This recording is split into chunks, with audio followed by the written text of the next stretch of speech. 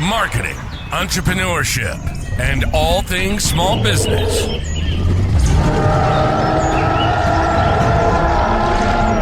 You're listening to the Jurassic Marketing's Triceratops. Now, here's your host, Justin Miller. All right, welcome back to the podcast. We are, 3 weeks in a row with guests instead of me and you rambling. Right. And we've taken a couple of different turns. So we've talked about some offline marketing. We've talked about, I'll put it in the category of organizational development.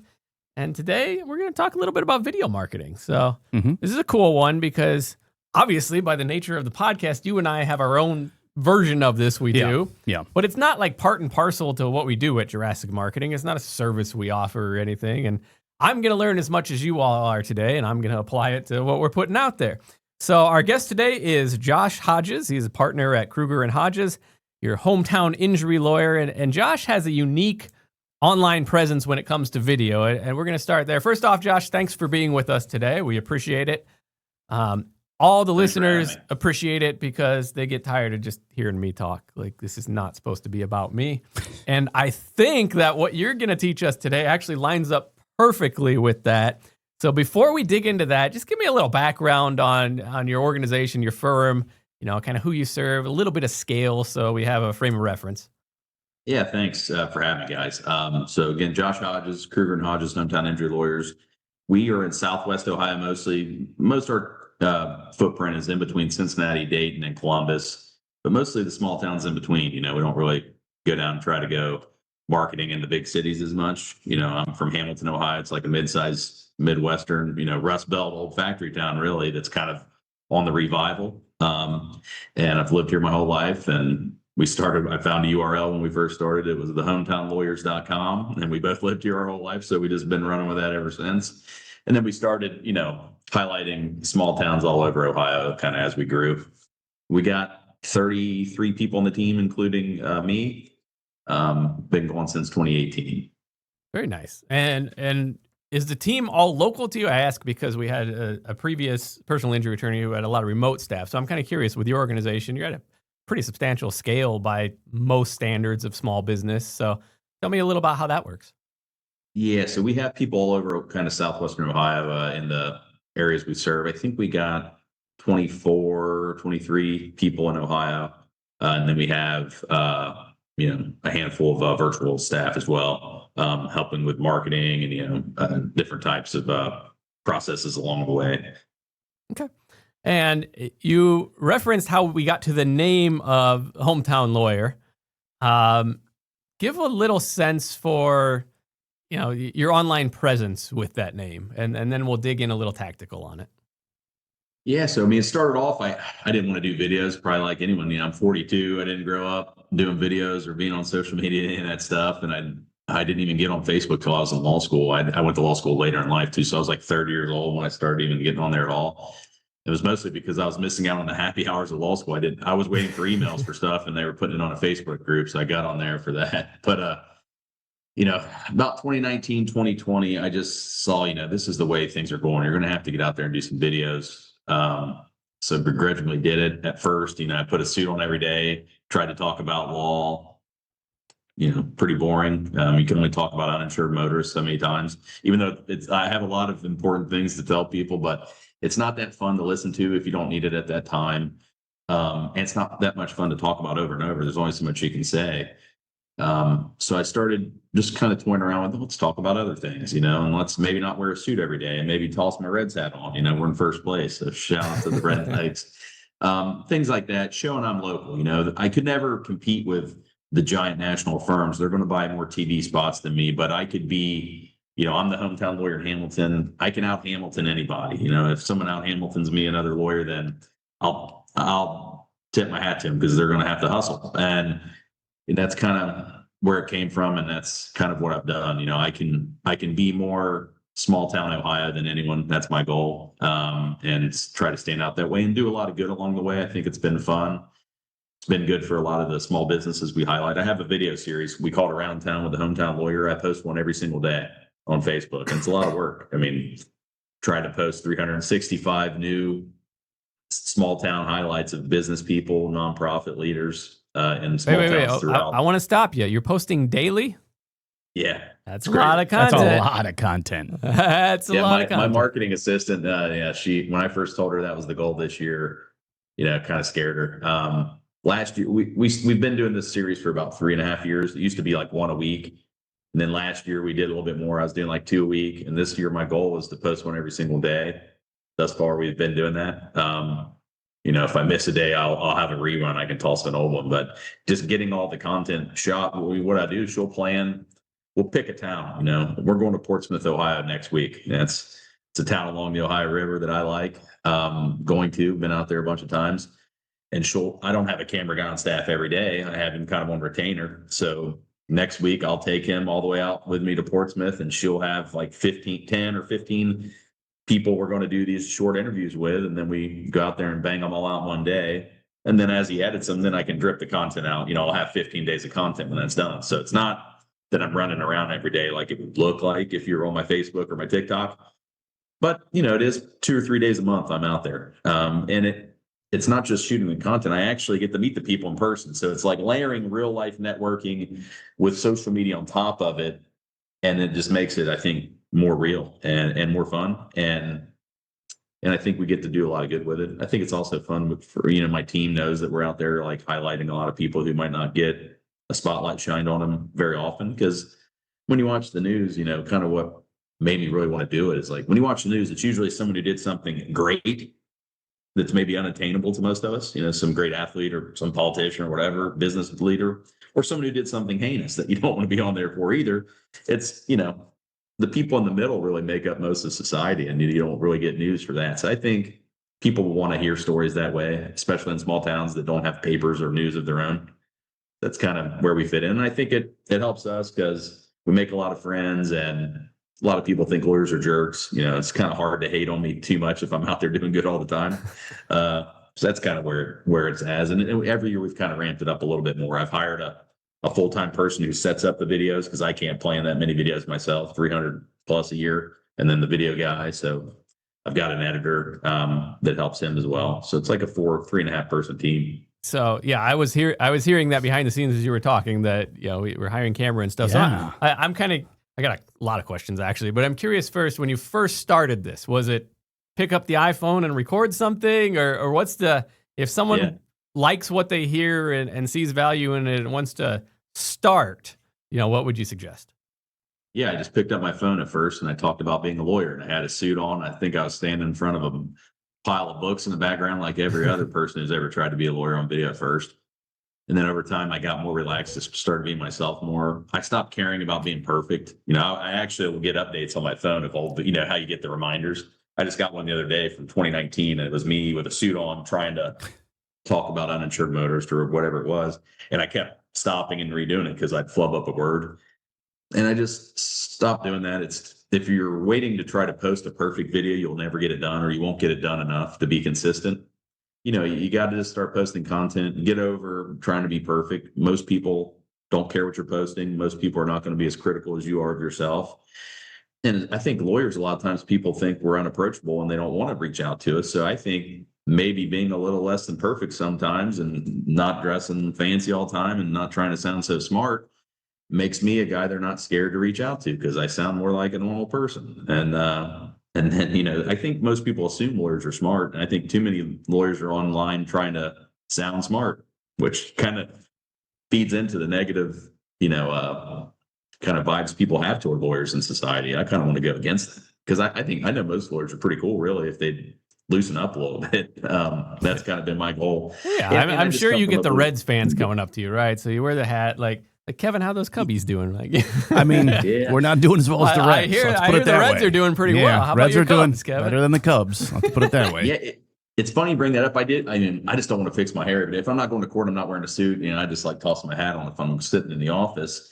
And then I also did think like, people know I'm local. That'll be good in videos. But the funniest thing is where I never would have expected. I've gotten referrals from attorneys in other states that I've never met before, because they saw my videos and they remembered, and they actually told me when they referred it, we just remember you had a Reds hat on and we knew you had to be close to Cincinnati most likely. And I was like, man, I never even thought that far ahead, but not too bad.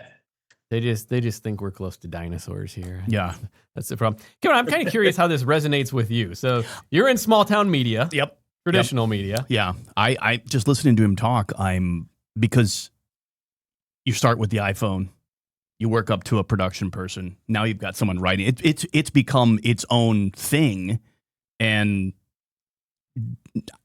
as far as all of your different methods of advertising, where do you place it now? Do you find people talk about a billboard or about this or that? Or they're like, I saw that video of you at the ice cream shop in whatever town.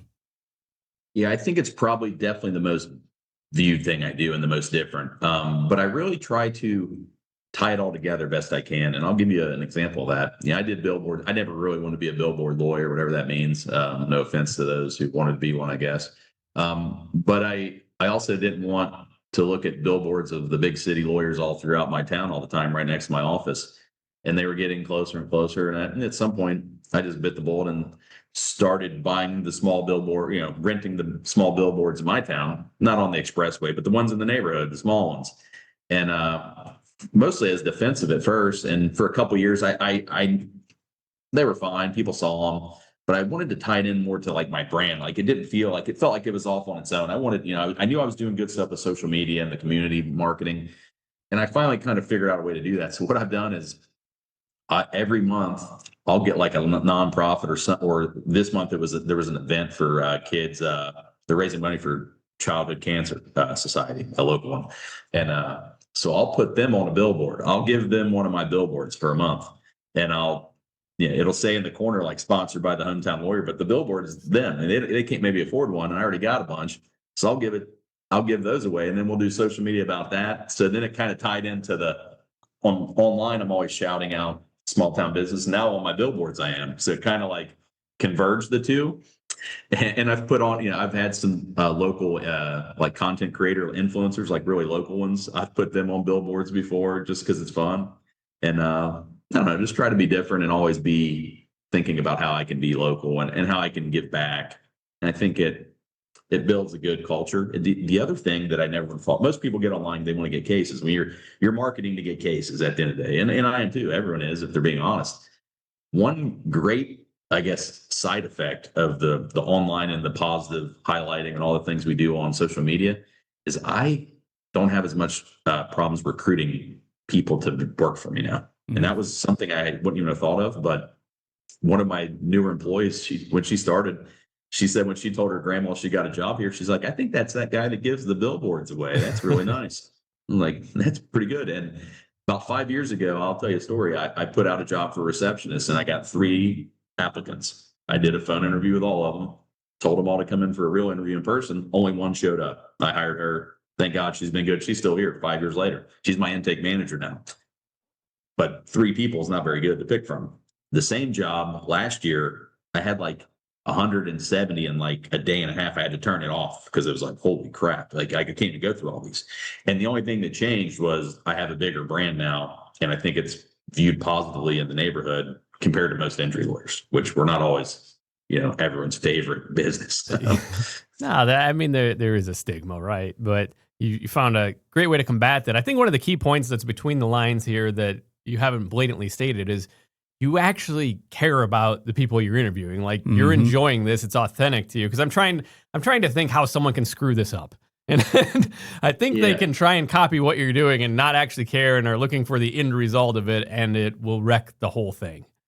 Yeah, you really do have to care. I really do care about my town. I've lived here my entire life. It wasn't always the fanciest place to live. I lived on the poor, there's a river goes through our town. I was on the side that was probably traditionally poorer than the other one, and neither side was rich. It's a blue collar factory town, and every man in my family worked in a factory or construction or something like that. And I did too when I was in my 20s. I didn't become an attorney till I was 32. So I worked in blue collar jobs when I was young. And there's a lot of towns in Ohio and Indiana and Illinois like that, and Pennsylvania, all through the Midwest. There's a lot of towns that have a lot of history, things to be proud of, but they weren't, on the rise when I was a kid in the 90s. They were on the way down, and then they were kind of depressing. So a lot of them now in Ohio are kind of turning around and getting better. So I kind of like being here now that things are turning around. I've been here the whole time. and a lot of people have. And I like highlighting positive things that are happening in towns. And the more I started in Hamilton, where I'm from, but I started getting cases in Middletown down the road, or Wilmington an hour away. And I'd drive to those towns with kind of different viewpoint than when I was maybe been a teenager, and only looked at the bad things. And like, I wanted to go to wherever else, somewhere tropical or whatever. When you're a kid, you have big dreams of leaving your hometown. But I started seeing a lot of beauty in these small towns and a lot of the cool people that are there doing good things. And I just, wanted to start giving them a shout out. And honestly, I think you're asking, can you screw it up? The way I look at it, I think it helps my business. I can't actually track that it does. There's no way to track ROI on something like this. Attorneys will ask me that. So I think if you're going to screw it up, you go into it thinking you're going to get an ROI immediately or be able to track it. I'm good. And I've told this, I've spoken at events before. I can't prove it works. I think it does. But when I'm on my deathbed, I'm not going to be thinking back, man, I regret that because I didn't get an ROI. If someone proved to me I didn't, I still would be glad I did it because it's fun. Like my videographer, he had a full-time job at Costco before I hired him to do this gig. And then he's got a couple other clients. Now he's quit that job and driven all over Ohio and saw more of Ohio than most people lived here their whole life. He's from Colorado. He's only been here for a few years. So I've had him in little bitty towns in the middle of nowhere shooting videos. So it's kind of been fun. It's a break from the office. I'm a lawyer. I'm looking at other stuff all the time. So there's a lot of positives, really. So yeah, you really have to love it. I like doing it. I like people. Yeah, I was going to say, at the end of the day, I think, you live in a trust-based business where the results they're there, but they're not immediate, right? Like, I can't, retain you and then immediately it's done. Yeah. And everyone's different, right? Like, every case is different. So, yeah, they have nothing to go on other than reputation and trust. And you found a way to instill that, but it humanizes you, I guess, for lack of a better word. You, and you're interesting versus, I need a lawyer now, so who have I seen a TV commercial for 1,000 times or a billboard? They're like, wait a minute. I just think you're building a brand that, again, isn't tied to immediate ROI, but you're getting it, even though you may not be able to measure it. When people talk to you and they want to be on your video, they're like, I've seen the other ones. That's where your ROI was. People want to be involved. Yeah, look, it ties really nicely to like the newsletter marketing we do. Like, months 1, 2, and 3, it's really hard for me to prove an ROI to you on that. But if you get to months 6, 8, 10, you'll do it for the rest of your career because you'll start having communications. I imagine people come up to you and they mention something they saw. For sure, yeah. People at this point, I've pretty much posted a video virtually every single day for like 5, going on 6 years, a long time. So I posted a video every day for a year before anyone ever called me and hired me and said they'd saw a video. So a year, 365 videos. And the people in my office back then, I only had 2 employees. My oldest paralegal, who's now retired, known her most of my life, she'd make fun of me like, you're too old to be doing those TikToks or whatever you're doing. And they'd all kind of, rip me about it a little bit. And I still remember where I was standing in an old office. She was on the phone and she said it out loud. So I could hear it. You're calling us because you saw him where? And she looked at me and was like rolling her eyes. And I was like, and she was like, you saw him eating tacos at this house taco shop down the road. And I was like, I looked at the sky like it worked. I couldn't believe it either. And this has been kind of going ever since. It has built now. I'll be in a random town and people will be like, you're the hometown lawyer. And I'll be like, it's weird, like how they even know me. But if you do a video every day, the thing is if I was doing videos in Los Angeles, maybe people would see it, but a lot of people are talking about that big of a city all the time. If you shout out, like, what state are you guys in?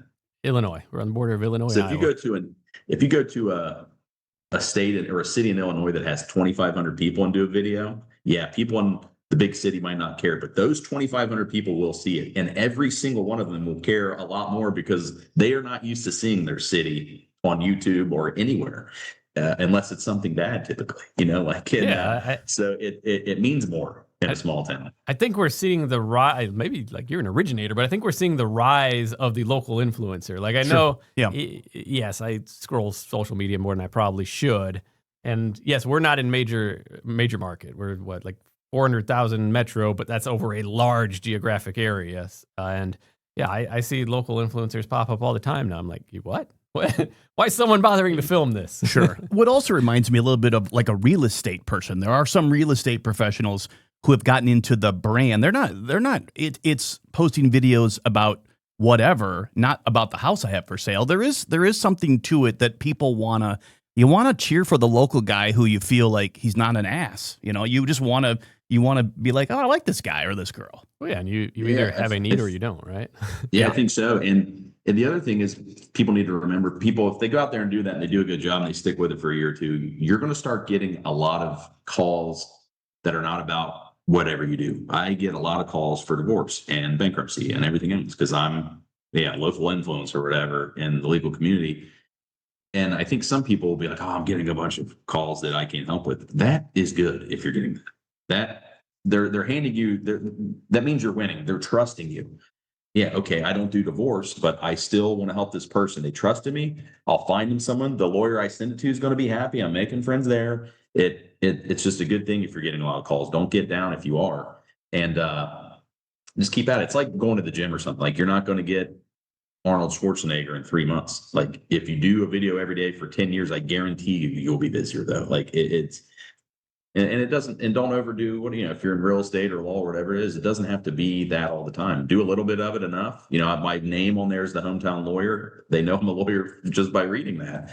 I do videos when I come home and talk to my wife, and she's cooking, and I just show her hands, and me and her have a banter, and she'll give me crap or I'll give her crap. It just makes me look like a normal person. And I think that's kind of where the magic is. It's like, the people that are like you are going to find you. You're not going to be for everyone. I know that probably some people watch my video and I'm not all suited up, acting super serious all the time. I'm never acting silly, but I'm not just stiff all the time or looking intimidating. Sometimes people might want a scary lawyer for their case. That's fine. They might not pick me. I'm not going to be for everyone, but I'm going to be for the people that I need to be for, and I think that's where marketing is at. Yeah, I mean, you're talking to a guy wearing a dinosaur shirt, so I need to get one of those. Oh, maybe we can arrange that.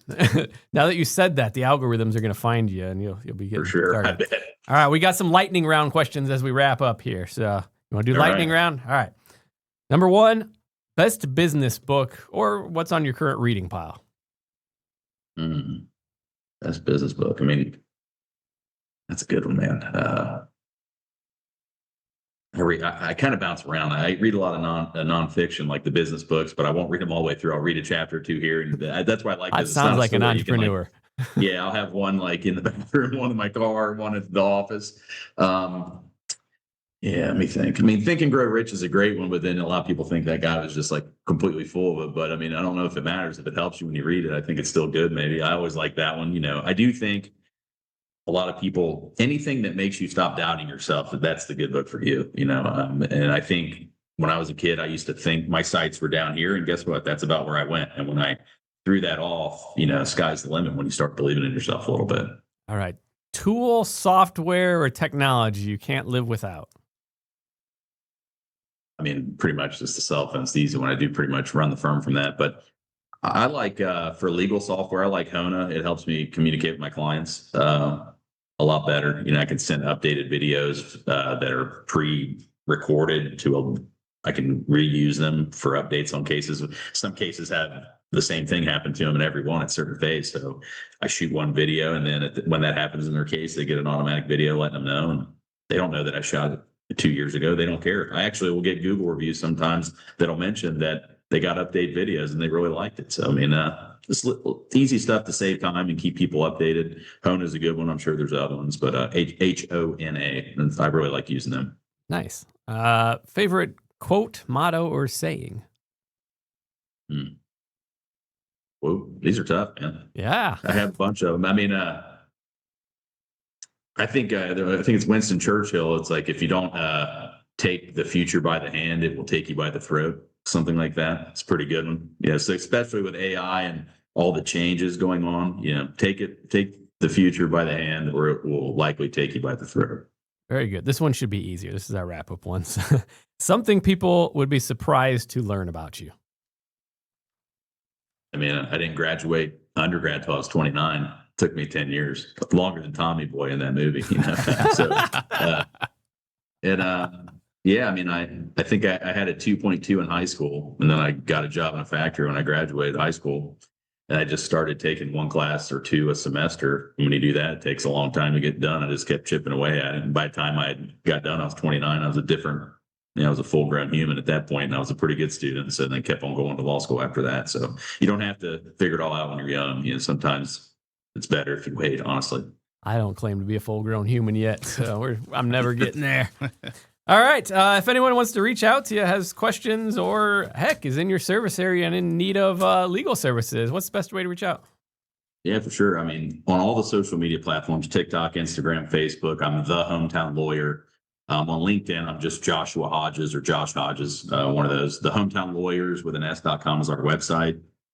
We take cases in Ohio and Kentucky. I like helping people out. If anyone has questions on, how they can get videos started, I've helped some other people kind of give them ideas, and they're doing some videos in their community now. It kind of makes me proud if it could spread, because it's doing good in your community. If someone else does it in another state, I think that'd be great.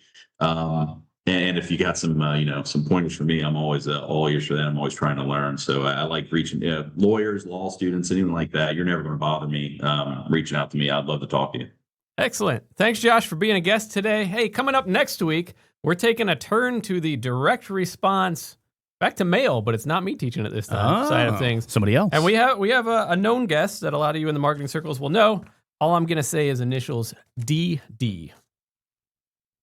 Oh, that's it. That's it. All right. I think I know who it is, but I won't spill the beans. Oh, no. I don't know. So make sure you like, subscribe, share. Let's, we're not hometown people here. This is you can listen to this. You can apply this anywhere. That's true. Absolutely. We probably should niche that down a little better. But Josh, thanks again. And everyone tune in next week. More guests coming. Thank you.